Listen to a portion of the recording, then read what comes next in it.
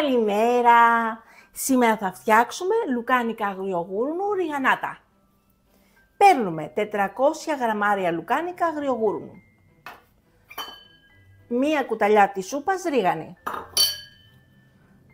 μία κουταλιά του γλυκού αλάτι και μισή κουταλιά του γλυκού πιπέρι, μαύρο πιπέρι, 4 κουταλιές της σούπας λάδι, 2 μεσαία κρεμμύδια σε φέτες, 4 κερίδες κόρδου πορτοποιημένες, το χυμό από ένα λεμόνι, 20 γραμμάρια ούζο. Ξεκινάμε κόβοντας σε κομμάτια χοντρά τα λουκάνικα. Έχουμε πάρει το σκεύος 3,5 λίτρα 24 cm.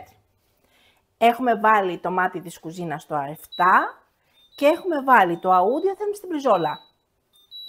Έχει φτάσει στην μπριζόλα, χτυπάει και ανοίγουμε και βάζουμε μέσα τα λουκάνικά μας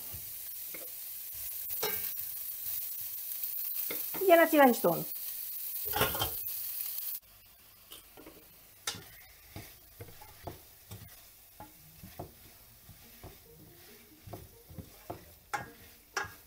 Έχουμε βάλει μέσα τα κρεμμύδια, έχουμε σβήσει με το ούζο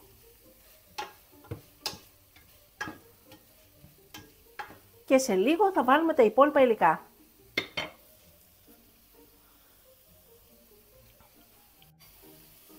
Ρίχνουμε μέσα τη ρίγανη, αλάτι πιπέρι,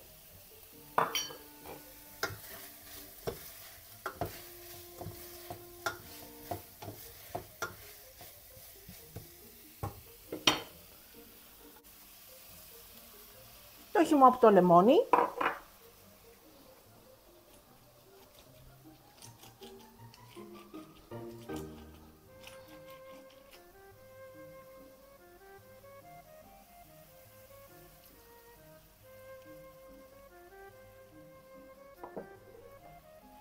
και 4 κουταλιές της σούπας λάδι.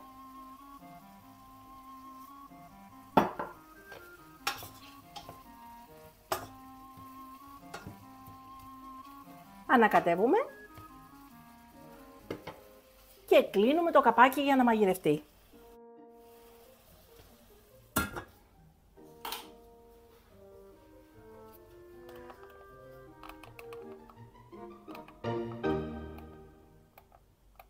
Βάζουμε 10 λεπτά στο καρότο.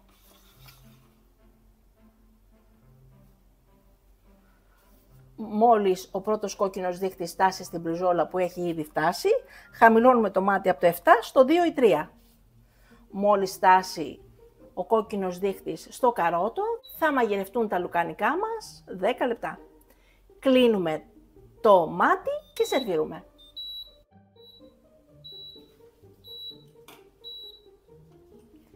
Και είναι έτοιμα τα λουκάνικά μας. Κλείνουμε το μάτι. Wow! Εκπληκτικά.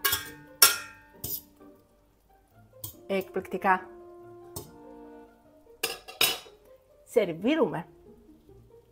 Μπορούμε να τα φάμε σαν μεζέ, με ούζο, με μπύρα, με κρασάκι ή ακόμα να τα φάμε με πατάτες τηγανιτές, με μακαρονάκι, κοφτό ή ακόμα και με ρύζι.